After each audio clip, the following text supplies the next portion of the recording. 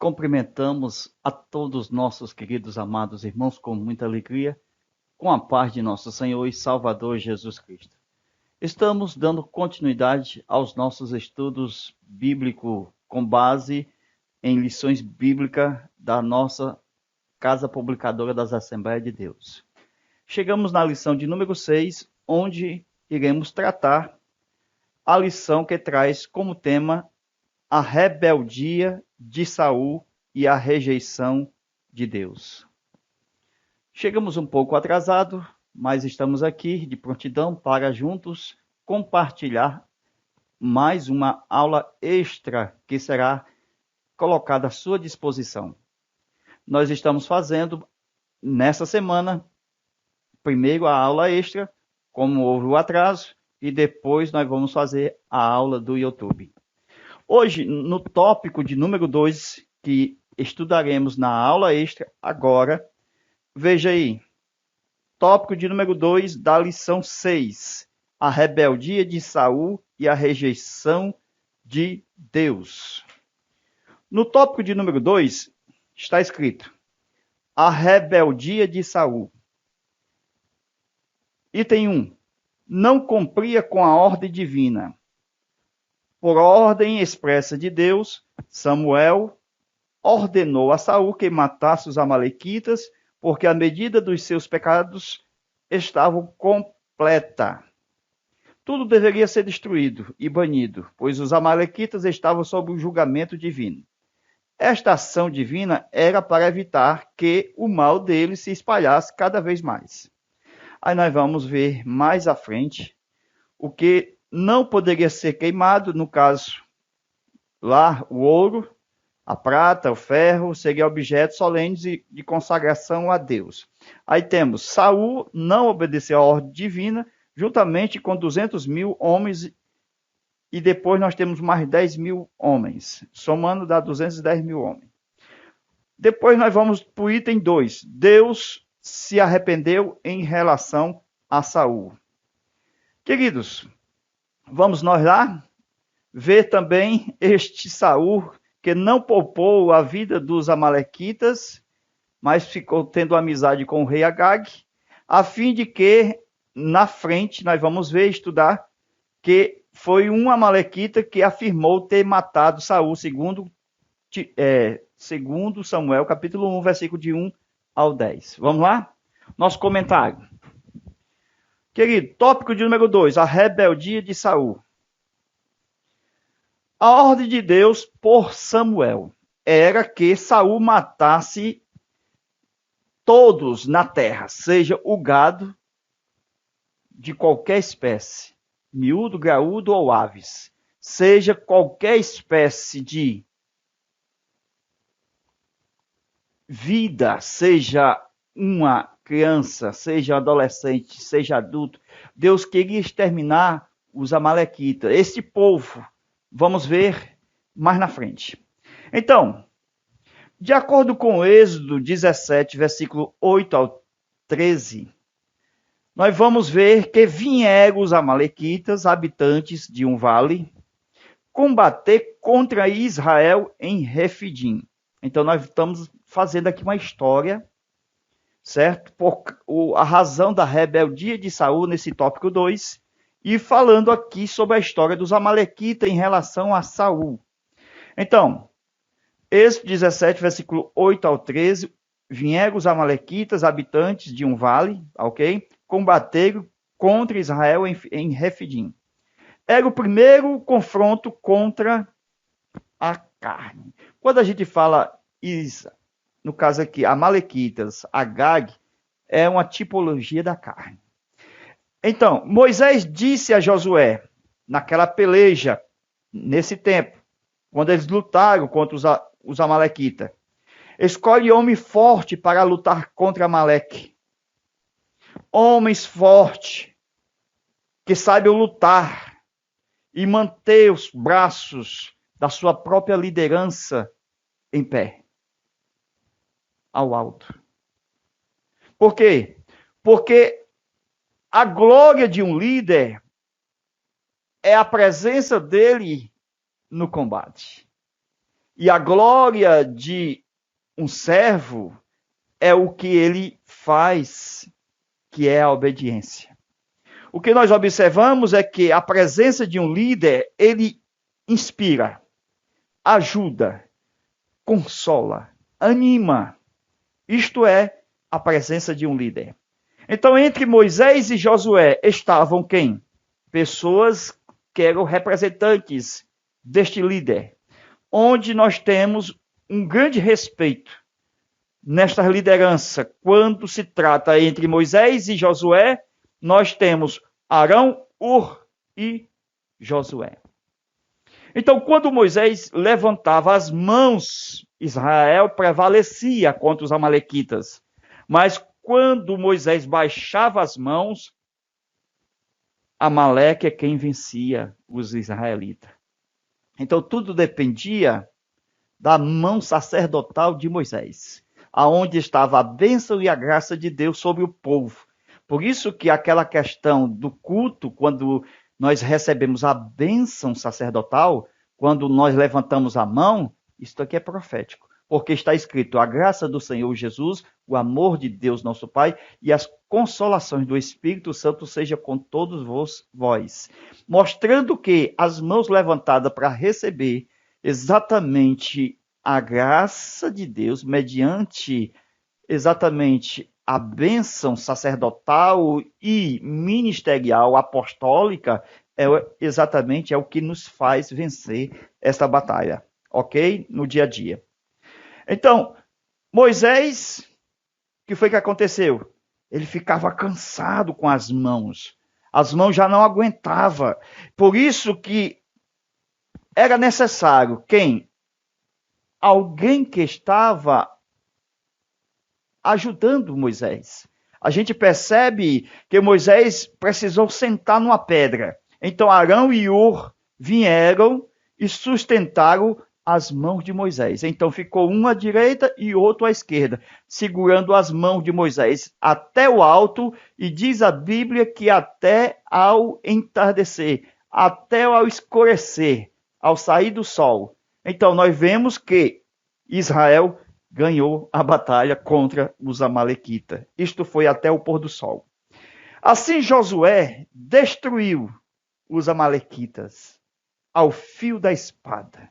Então, nós vemos que Moisés, Arão e Ur, os três, é um tipo do espírito humano, alma e corpo. Então, pode até fazer 3 círculos, mostrando a tipologia aqui, ó. Moisés, Arão e Ur. Espírito humano, alma e corpo. Tipologicamente. O que nós podemos observar é que Deus, na história desse povo aí, que queria destruir o povo de Deus, os amalequitas. Então Deus lembra que Amaleque, já nos dias de Saul, ele lembra, olha o que fez Amaleque quando ele entrou no caminho contra Israel, quando Israel saía do Egito. Isso é tremendo, viu? A destruição dos amalequitas dava o direito nacional a Israel. Então era preciso Israel ser estabelecido como nação, mas como isto poderia acontecer? Destruindo quem vinha ali destruir. Então Deus iria constituir Israel como nação, mas o povo querendo combater, destruir o povo de Deus. Então Deus combatia a fim de defender-se dos inimigos do seu povo, para ter o direito nacional. Então Deus vai dar oportunidade, agora é forte, a Saul, para destruir os amalequitas nos seus dias. É claro que os amalequitas, nos tempos de Josué, não foram destruídos totalmente, porque em várias regiões tinha amalequitas. Então, mais na frente, eles vão se ajuntar novamente em uma outra geração. E eles vão combater novamente contra o povo de Deus. Então, o que vai acontecer? Deus vai dar a Saul oportunidade para destruir todos os amalequitas. Por quê? Porque nos dias de Josué venceu ao fio da espada, mas havia outras gerações de amalequitas espalhados por toda a terra. Então, Deus vai dar agora a chance a Saul. Certamente as gerações que estavam espalhadas, elas voltarão a se ajuntar e se reunir novamente contra Israel. Conforme o que está escrito em 1 Samuel, capítulo 15, versículo 1 ao 31. Saul desobedeceu a Deus na missão de matar os amalequitas, de destruir totalmente. Mas ele ficou com o rei Agag. Ele ficou com o melhor do boi, do rebanho. Então, isso vai custar muito caro. Sabe por quê? Porque enquanto o Saul gosta de Agag, ele está preservando quem, ó? Isso aqui é uma revelação, viu? Do texto. Amã. Porque Amã é descendente de Agag. E Agag significa chama, o seu nome. E a palavra chama é fogo, luz. Toda luz é um fogo. Então, representa o Lúcifer, chamado luzeiro. Luzeiro. Luzeiro. O que é isso? O mesmo nome do significado de Satanás, portador de luz, ó, o Agag, ele tinha uma chama. O luzeiro tinha uma chama. Então, Amã, aquele lá do livro de Esther, ele era descendente de Agag. Então, Saul não matará o Agag. Então, ele vai deixar alguém escapar da sua geração para que, nesse período aqui do tempo de Esther, Amã viesse destruir o povo de Israel, os judeus. Por isso que Deus queria destruir os amalequitas. Porque Deus, ele conhece, é onisciente, ele sabe. Então, antes de alguém destruir o plano e o propósito de Deus, Deus vai fazer conforme ele fez exatamente com Dagon. Ele vai quebrar a cabeça dele e vai acabar com as suas mãos. Todo projeto que está na mente de Satanás e nas suas mãos, Deus derruba ele por terra, aniquilando todos os seus inimigos. Então, Amã, ele é o agagita. Ele escapou, sobreviveu, porque Saul não matou todos. Saul deixou escapar Agag. E Agag é descendente, ou seja, Amã é descendente de Agag. Amã é filho de um tal de Amedata, descendente de Agag. Então Saul deixou escapar. Então quase destruiu a memória de Israel, esse tal de Amã. Esse tal de Amã quase destruiu a memória de Israel. Então a razão de Deus destruir os amalequitas para preservar o povo da aliança, o povo das promessas, do pacto, da fé, do Messias, da lei. Deus preservou. O que nós observamos é o dito de Deus, Deuteronômio. Veja aí, meus irmãos, a aula está uma benção. Ó, Deuteronômio 25, versículo 19. Veja aí. O que é que Deus diz lá? Apagarás a memória de Amaleque de debaixo do céu. Não te esqueça. Deus dava um mandamento e dizia o seguinte, ó, não é para esquecer. Deus é muito sábio. Se esquecer, vai ter problema. Vão querer destruir o povo de Deus. E antes que o povo venha destruir o povo daquele que é de Deus, Deus vai e destrói aquele povo que não é de Deus, que quer destruir o povo de Deus. O que nós observamos é o seguinte, é que Deus queria destruir esses amalequitas para que Israel tivesse repouso e herança na terra. Então, as conquistas da terra nesse tempo era por guerras, por peleja, por luta. E Deus tinha dado a terra a Israel. E com isso, esta terra seria conseguido exatamente por luta, por esforço. Por isso que Deus diz: não tema, não tema, não tema 3 vezes para Josué. O que nós observamos é Saul teve a oportunidade de ser o vingador de Israel.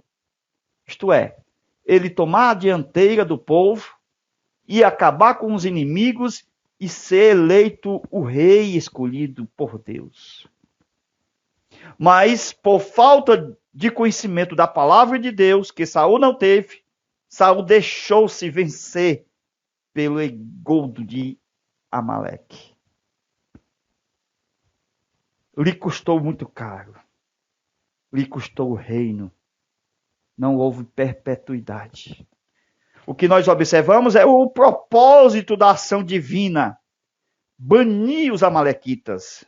Porque os amalequitas eram um povo destruidor do povo de Deus. Então Saul, veja lá, com 210 mil homens, 210 mil homens, era a soma de 200 mais 10 mil. 200 mil mais 10 mil. 200 mil de 11 tribos e 10 mil da tribo de Judá. Então, eram homens suficientes. Lembra lá de Eli e os filhos que meteram o garfo na desobediente, roubando as carnes do santuário? E o Saul agora, ele não leva avante o mandamento de Deus para apagar a memória de Amaleque? O que é que vai acontecer? Assim como o garfo dos filisteus vieram contra Israel, assim o garfo de Amaleque vai vir contra o próprio Saul. É uma ironia do destino. O mensageiro aparecerá. E a gente vai ver que Saul, quando vai morrer, aparece um amalequita que acaba de matá-lo. É uma coisa nova para alguns. Por quê? Porque a gente vê que quando Saul está lutando contra os filisteus, que foram os inimigos lá do começo da história de Israel, os primeiros inimigos, então a gente percebe que os filhos de Saul, inclusive Jonatas, é morto pelos filisteus. Mas Saul, não querendo ser morto pelos filisteus, porque ele achava que iam fazer chacota com isto, que foi que aconteceu? Ele pede para o escudeiro o matar. Mas o escudeiro diz: não, chefe, eu tenho medo, eu tenho temor, eu não gosto de matar o meu rei, eu não quero. Então o próprio Saul, ele se lança sobre a sua própria lança e ele tenta suicídio. E até a Bíblia diz que Saul morreu. Mas depois, quando a gente lê os textos, irmãos, vou deixar o texto aí, vocês leem aí, tá bom? Vamos lá? O primeiro texto. 1 Samuel, capítulo 31, versículo 4 ao 10. Esse é o primeiro texto. Soma com este. 2 Samuel, capítulo 1, versículo 1 ao 10. Ok? Então é uma equação. Se lembra de Judas Iscariotes? A Bíblia diz que ele foi se enforcar. Mas é errado dizer que ele morreu enforcado. Porque outro texto diz que ele caiu de um despenhadeiro, lá em Atos. E ele, quando cai, as suas entranhas saem. Ou seja, ele caiu, ele morreu da queda. É possível que ele tenha caído com um pedaço da corda no pescoço? Não podemos ir muito além. Mas sabemos que ele foi se enforcar. Quando ele foi se enforcar, ele caiu. E ao cair, a Bíblia diz que a sua entranha sai. Ou seja, a barriga se abre. Todas as vísceras saem para fora. Isto foi a morte de, exatamente, Judas Iscariotes. Então, somando os textos, nós temos o resultado. Aqui também não é diferente. Então, o primeiro texto aqui mostra o suicídio de Saul. Aqui não mostra o suicídio de Saul. E o segundo texto mostra um jovem, olha a ironia do destino, um jovem amalequita. Como foi essa história? Foi assim, presta atenção, juntando os dois textos. Quando o escudeiro vê o Saul em cima da lança, ele deduz que o Saul morreu. Só que o escudeiro se mata também, ele lança também cair sobre a sua própria lança. Só que no outro texto diz que Saul chamou este jovem. Este jovem é quem conta para Davi.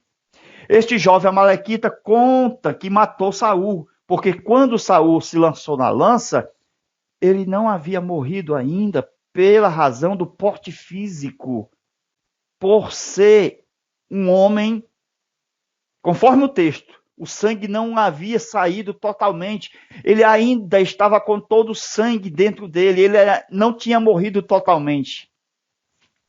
Ele estava meio morto, ele ainda falava, ele estava forte ainda.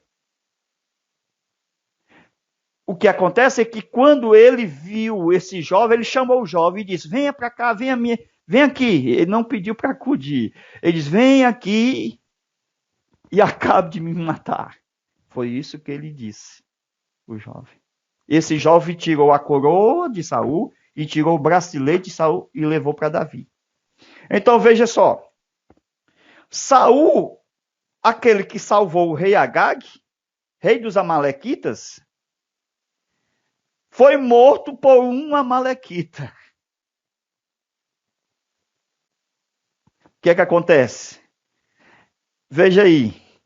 Em 1 Samuel, capítulo 15, versículo 3 ao 4, Saul tinha 200 mil mais 10 mil homens de guerra. 210 mil homens de guerra. Suficiente para vencer a guerra. O camarada não quis prestar. Ele vai sofrer, como sofreu. Então Deus colocou Saul no último teste final para receber a última oportunidade de ter a companhia de Samuel do seu lado. Tinha tudo para dar certo. Saul tinha que obedecer a Deus, Samuel ficaria do seu lado e o reino dado a Saul tinha sido uma verdadeira bênção. Mas Saul, quando ele vai matar os amalequitas lá atrás, ele só mata o desprezível. Ele fica com os objetos de sedução da carne.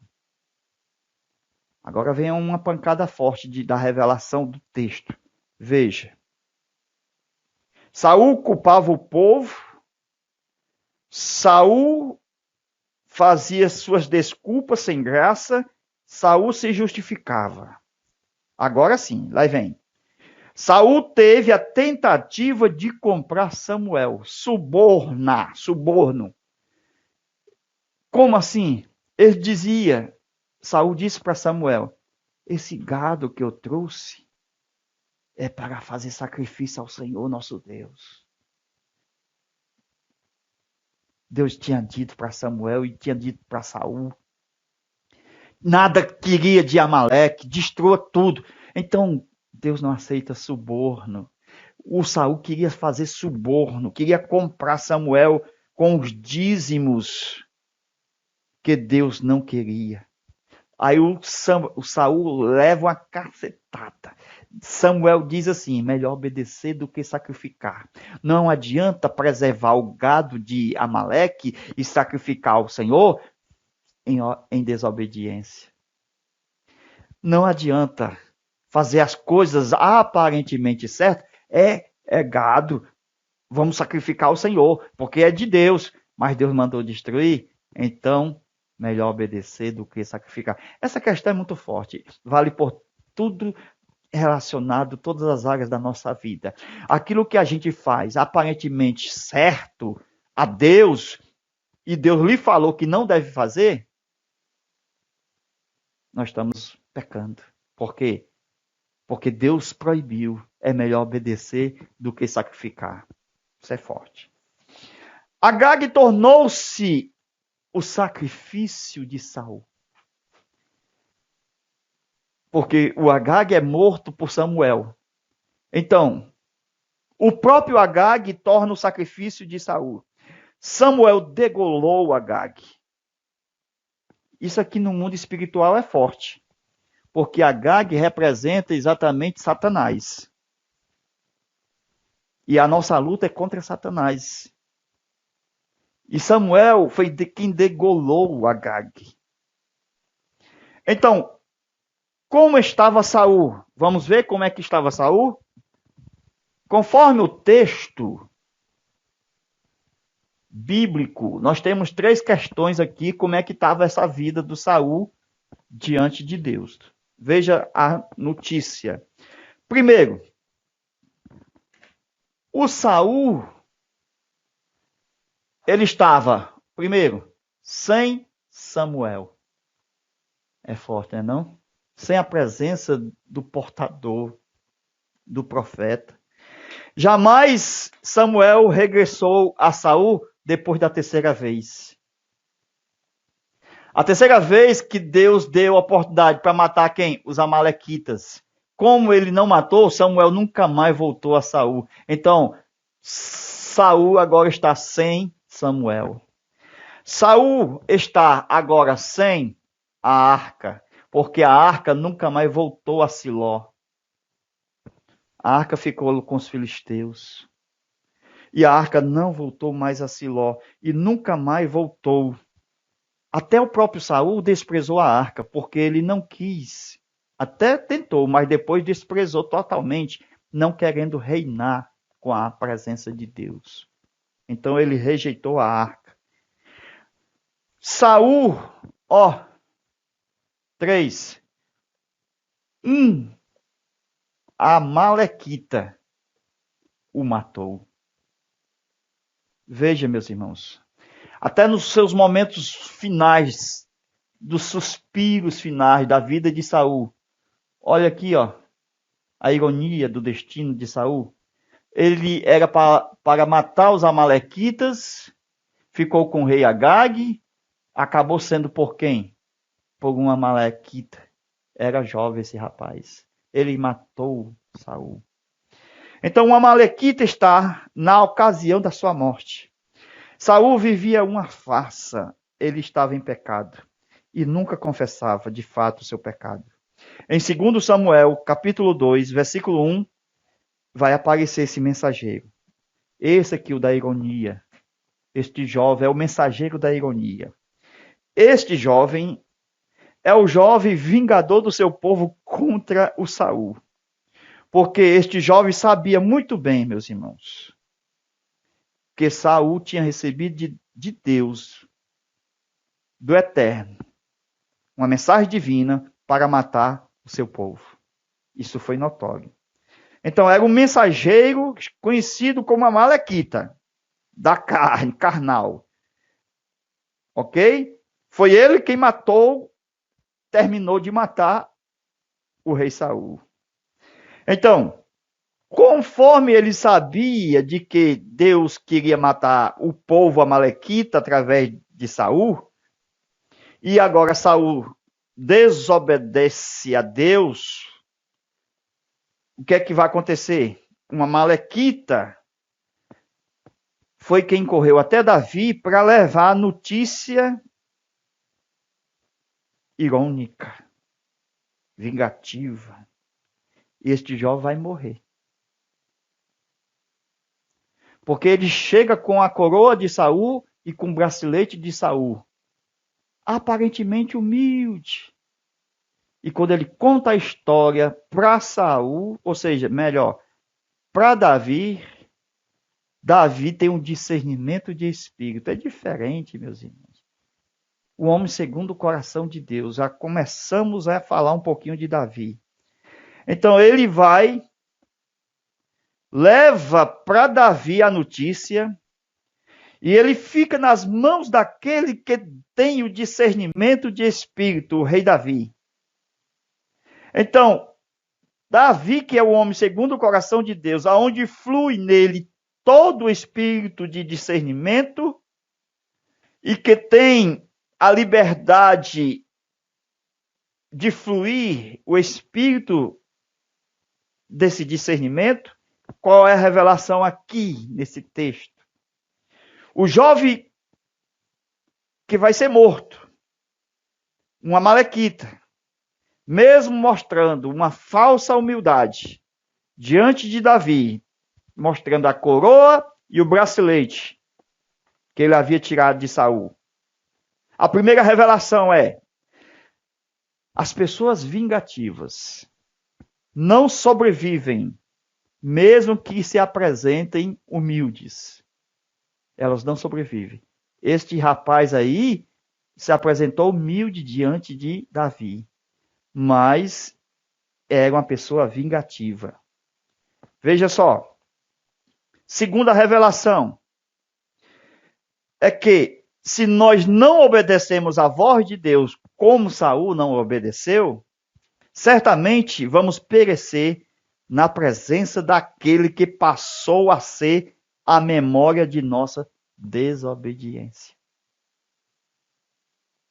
Então os amalequitas passou a ser uma memória da desobediência de Saul. Então, se nós desobedecermos a Deus, nós vamos morrer na presença daquele que passou a ser a memória de nossa desobediência. Neste caso, para Saul, trata-se dos amalequitas, que são os mesmos que acabaram de invadir Ziclag contra Davi. Nós temos que ler o 2 Samuel, capítulo 1. Conforme o texto diz, Davi tinha vencido os amalequitas porque eles invadiram Ziclag. Lendo 1 Samuel, capítulo 31, versículo 4, 5 e 6, aquela história lá, que Saul pede para o seu escudeiro para matar, ele diz que teme matar, e Saul cai sobre a espada, e o escudeiro faz o mesmo. E no versículo 6 diz que morreu Saul, morreu seus 3 filhos, e também o escudeiro, numa guerra contra os filisteus. Na verdade, os filhos são mortos, e o Saul cai em cima da espada, e também assim faz o escudeiro. Então Saul se lançou sobre a sua própria espada. Mas o texto diz lá, aquele texto, o segundo texto, então 2 textos aqui, volta o vídeo um pouquinho. Vai mostrar o quê? Um jovem que vai passando, que vai vendo a situação que Saul se encontrava, Saul chama. E ele acaba de matar o Saul, aquele homem conhecido como Amalequita. Veja aí a ironia do destino. O texto diz: eu passava por acaso. Saul continuou vivo por causa da sua força física, mas o Amalequita, por acaso, veio e terminou o serviço de matar. Então Deus julgou Saul no seu último suspiro por desobedecer a Samuel. Triste a história de Saul. Muito triste. Esse Amalequita passou por acaso, na mesma hora que Saul estava morrendo. E ele acabou de matar. E o texto diz: o Amalequita que Saul não queria matar. A história conta. Ele não quis matar o Agag, que também era Amalequita. Foi um Amalequita que provocou a sua morte. Agora vai chegar o tempo de Davi, que terá a unção de rei, sacerdote e profeta, onde vai repousar sobre Davi as 3 unções. Está chegando. Ainda no tópico 2, Deus se arrependeu em relação a Saul, referindo à pessoa de Deus. A mudança aconteceu por causa de Saul. Então nós temos aqui Deus sentado no seu trono, à direita e à esquerda. O Saul estava aqui, recebendo a bênção. Como ele desobedeceu, ele veio para cá, recebeu o quê? A maldição. Deus, ele tem a bênção e a maldição. Se obedecermos, estamos debaixo da bênção. Se desobedecer, estamos debaixo da maldição. Nós mudamos a nossa atitude. Então, Deus tem a bênção para quem obedece, Deus tem a maldição para quem desobedece. Então, quando o homem muda a sua atitude, nós temos a bênção ou a maldição, o juízo, a ira de Deus sobre os que não se arrependem. Esta questão de mudança está no homem. Ele muda em circunstância. Mas Deus tem a bênção para o obediente e tem a maldição para o desobediente. Então, a mudança aconteceu em relação a Saul. Qual o propósito de Deus para Saul? Com certeza, o propósito era a bênção. Claro, com a mudança de Saul, o propósito agora vai ser a maldição. Então, houve aparentemente uma mudança de propósito. Mas Deus já tinha dito, eu tenho a bênção e a maldição. Então, não mudo. Você escolhe. Se obedecer, tem a bênção. Se desobedecer, tem a maldição. Então, para onde você for, você vai escolher. Não foi isso que Josué disse? Escolhei, pois, a quem se faz. Então, Deus abençoe. Vamos preparar a aula do YouTube e será posta para todo o público aí na internet. Deus abençoe, até a nossa aula de número 7. Está indo muito rápido esse trimestre. Deus abençoe, Deus nos guarde e Deus te guie. Amém.